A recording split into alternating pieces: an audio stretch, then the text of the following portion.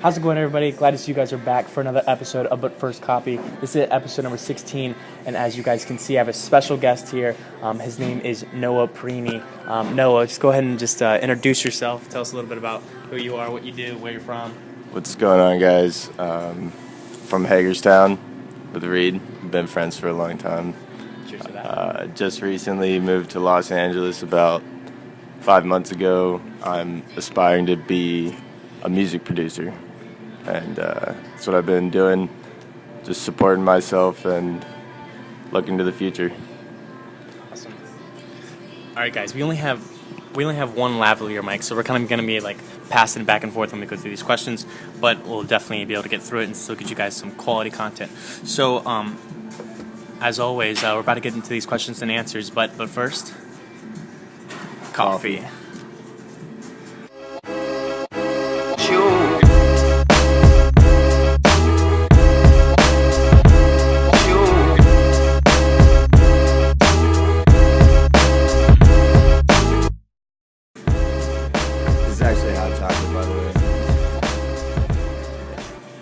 I love me some hot chocolate. Noah decided to get hot chocolate. He wasn't feeling the whole coffee thing. I don't know why, but you feeling in the festive spirit about hot chocolate? Yeah, man. It's just what I am. All right. So we're going to go ahead and get into these questions, guys. I'm going to start out with a question I think a lot of us are going into, especially with the New Year's. So the question is this. New Year's is about to start, and I've set some new health and fitness goals. What can I do to ensure I stay on the right track? So I'm going to let Noah go ahead and kick this question off. Sounds good, man. This is a tough question, and it comes up every year, especially around New Year's, because people feel like they want to start the New Year's out with like on the right foot, right? Like they want the first moment of their year to represent how their year is going to play out, and like that's in their mind, and like that's how they define themselves. But I don't think someone should use one moment of one year for a defining factor of their life. I think it's better to know who you are as a whole person, and then use that New Year's inspiration to set a little goal that bumps you up a little bit more than what you've been doing, but ultimately your life is habitual. It's all about habits, and like what you've been doing the past 2 weeks you're going to continue doing. And a lot of people set these New Year's resolutions. Like Reed knows, he works at a gym, and I've been at a gym. People sign up, they'll pay a huge premium for a gym membership, go 4 times in a month, and then never go again. And like they were proud of themselves because it was their New Year's resolution, but it ultimately didn't sustain for them. It was a short-term fix and not a long-term solution. So like you gotta like have a full mindset of life and understand that like we're born, we live, and then we die, and like you get that time in between to do what you want with. Absolutely. I like that. Nice. That. What do you think, dude? Some good tips. I think going off with some of the stuff that Noah said about creating these New Year's, and everything's your life is revolved around your habits, right? You mentioned the habitual process, and that is definitely true, especially when it comes to health and fitness. Health and fitness is a lifestyle. I think it's not something where you go into it for like a month or two, lose the weight, and then just go back to your old habits, because you're just going to end up gaining all that weight back. And I think a lot of people have experienced that before. The other thing that I really liked was the whole idea of like committing yourself, not just setting the goal just for New Year's, but actually creating some kind of life around it, or creating some kind of mindset that's going to be structured. I think, committing yourself to whatever goal or lifestyle that you want to achieve is so important. Like you actually have to go all chips on the table. I think if you're half in or doing it, for someone else or an external thing, I think that's when you're not going to meet your goals, because you're not going to be truly doing it for yourself. Right. I know I've had plenty of fitness goals in terms of like gaining weight, getting stronger in the gym, gaining muscle, getting bigger, and all that stuff like that. And the best results what I found is when I was consistent, had some kind of plan, either diet or exercise plan, workout plan, and stayed consistent with it day or day out. I know you've had some fitness journeys of yourself. Why don't you talk to the viewers about some of your goals and stuff like that? Sounds good, man. So when I was younger, I weighed a lot more than I do now, and I was maybe 250 pounds, which is a lot of weight. And I was, like 6 foot. And like I just knew there was a certain point in my life where like I accepted my responsibility as an individual. And I was like understood that like if I wanted something out of this life, I had to go get it. And then the first thing I decided I wanted was my health. I wanted to be able to play sports and exercise and do everything as long as I can, essentially my whole life. And at this point, my mindset's developed to the point where like I don't really want to retire or feel like I'm getting old at any point. Like I know it's rare, but like I've seen these old people that are like, like 80 years old and they're still active every day and they're still like, they have the mindset of a 15-year-old that's just like excited about life and just happy. And like that's a mindset, like that's a choice to be in. Like Absolutely. 100%. And like it's best to start as soon as possible because like it's such a much more enjoyable mindset. But also for setting goals, I'm not going to elaborate a lot on it, but look up the idea of SMART goals. I learned it in college, and it's basically like goals that are practical, goals that make sense, and SMART is an acronym. All I remember really is like S is sustainable. Like that's so important. Like right. Your goals can't just be like in a week I want to lose 5 pounds and then I'm done. That's not a sustainable goal. That's just like a fix to what you feel is a problem. But like a sustainable goal is wanting to be healthy when you're older and like doing the things now to be healthy when you're older. That's true. It's a good look. Thanks. I like that. Definitely get some good stuff there. I think at the end of the day, make sure your goal or whatever you want to do is something that you really want, and create a lifestyle or habits around that goal to help you, achieve it. I think at the end of the day, if you're not 100% committed to whatever you want to do, you're not going to get to where you are in life. So, next question we got here is, I think a question that I know I related to, I know you related to, so we're definitely going to have some good stuff here for you college goers or people who are about to be in college. So, the question is, I've just ended my first semester of college, and I'm not sure if I want to transfer. How can I know if this is the right place for me? So, I'll go ahead and start this one off. I transferred after the first year of college. I went to a school up in Wilkes-Barre, Pennsylvania, a really small town right outside of Scranton, and I went to King's College. Played lacrosse there, was an engineering major, then switched to business in the second semester, and I really enjoyed the lacrosse team, really enjoyed the coach, loved playing lacrosse. I like the people, but the school is just too small. It's about 2,400 students, which is about twice, maybe a little bit more than the high school that we graduated from, North High. And I just didn't like the small environment. I didn't like having a classroom of 20 people and feel like I was still in high school. And so I've been through that transfer process. I think for me, how to know, if it's the right place for you, I think you're definitely going to feel it. It's something you're going to feel. It's nothing that somebody's going to be able to tell you or that you're going to be able to look up. I think it's really something you can feel inside. And I think the biggest thing that I've taken away from being at a right college, or what I've heard from other people, is you got to feel like you're at home. You got to be in an environment where you feel like you can be yourself. You feel like you have, family around you, your friends that, eventually become your family, and be able to just embrace and embody this person you're supposed to be and feel like you can grow. I feel like you need to feel like you can be at home, that you're in an environment that is similar to that home feeling, and that you can grow. Because if you don't feel like you're at home, you're going to be very uncomfortable through the duration of, your schooling, and you're not going to be able to, fulfill your dreams and goals and stuff like that to the maximum value that you're able to do it. And that's just my viewpoint on it. You got to make sure you feel at home. No, what are some of the ideas? I know you transferred from school, right? Yeah, I totally agree with that. Like, if you're finding a college that you want to fall in love with, right? Like, and like that's what most people do. Like looking at my parents and looking at other adults that are like very proud of where they went to college and very proud of the impact that college itself had on their life. And then like just University of Maryland is like huge in my family. Like my family's obsessed with every sport game like they watch and everything. And ultimately, to fall in love with anything, you have to know it, and it has to know you. And like the only way you can know the college is through the people. And so my advice would be go and communicate with as many people as possible.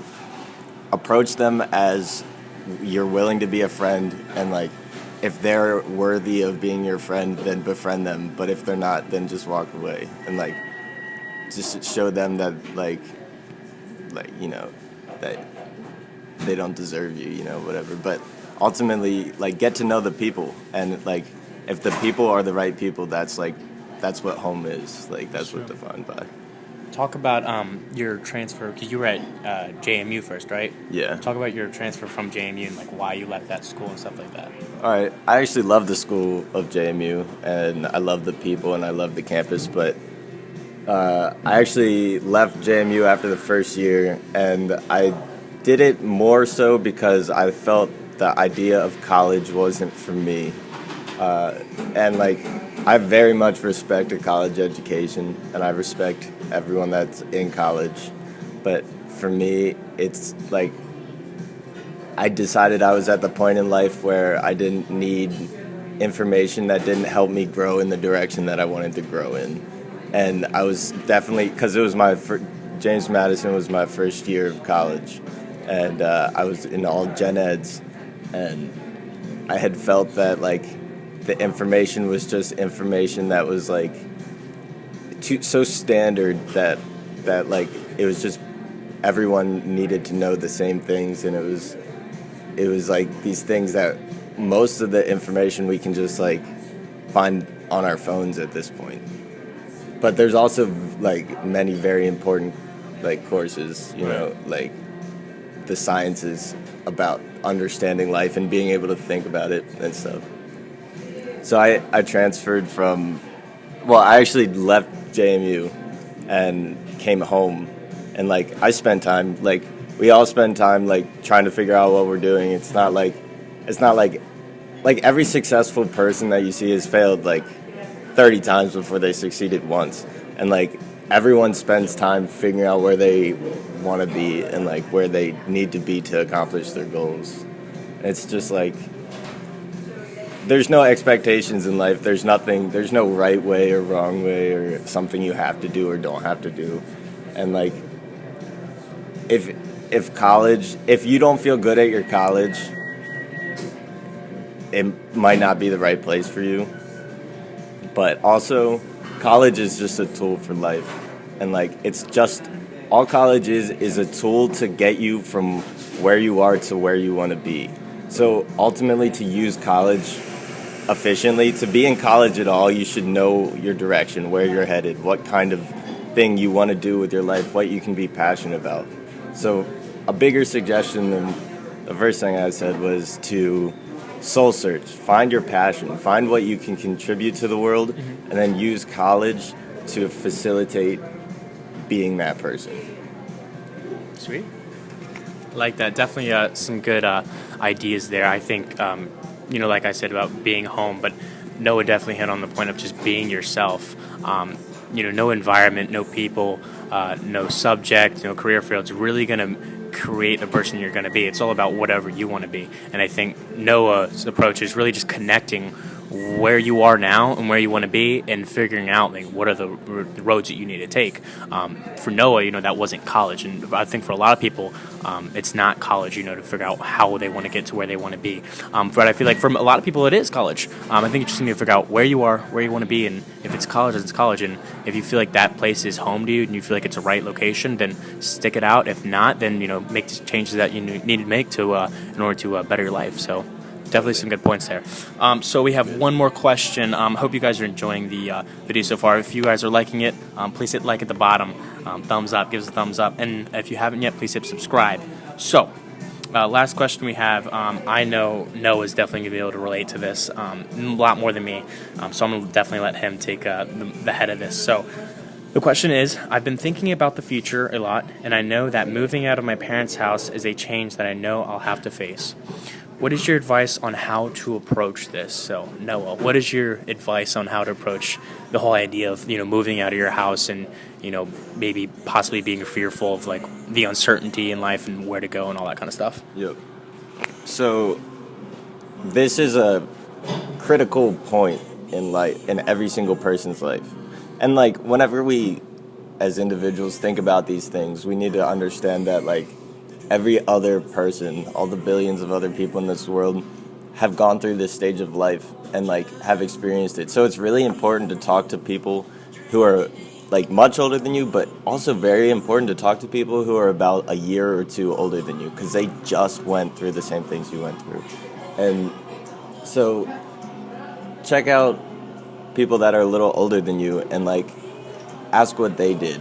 And a lot of them will tell you that like knowing what you want to do is all about like finding the answers to all these questions. Like the right answer will come when you know what to do. So like if you're, and it also depends on your situation. Like if your parents like are tight on money and like need you to move out, or if they're buying a new house and like you don't have a room at that new house or something, like you gotta like figure something out quick, like find a new apartment. But if your parents are giving you some time, like use that time to like find like your passion. And like also your passion doesn't, like your first passion, your passion when you're 18, 19 years old doesn't have to be your passion when you're older. Actually, it very well shouldn't be your passion. Your passion should be an organic process that is like continuously changing. Your vision for like what you want to be should never be the same as it was the day before, like it should be constantly being molded. And so if you find your passion, then you'll know where you need to move. You'll know how much money you'll need to be making to pay rent wherever you need to move. Or if you're going to college and your parents are going to pay for your rent, that's amazing. Like, and make sure you're super grateful for that. Like, because like I know I wasn't, especially when I was in college. Like my parents were paying for my college, and like I didn't even understand that like it was for me.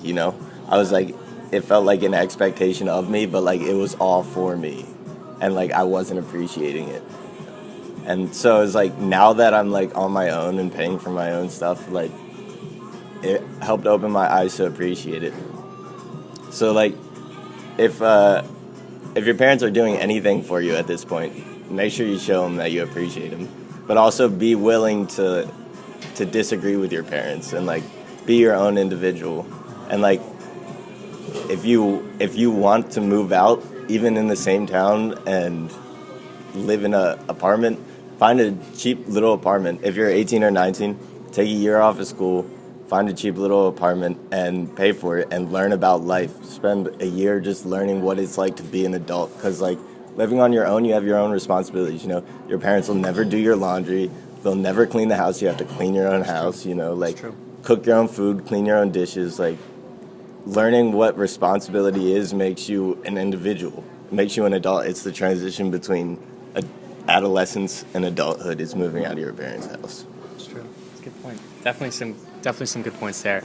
I'm still living with my parents, and I'm more than blessed to have that opportunity to basically find my way, establish a career, get some savings under my belt, and kind of figure out where I want to go. I'm more than blessed to be able to have parents who support me in that way.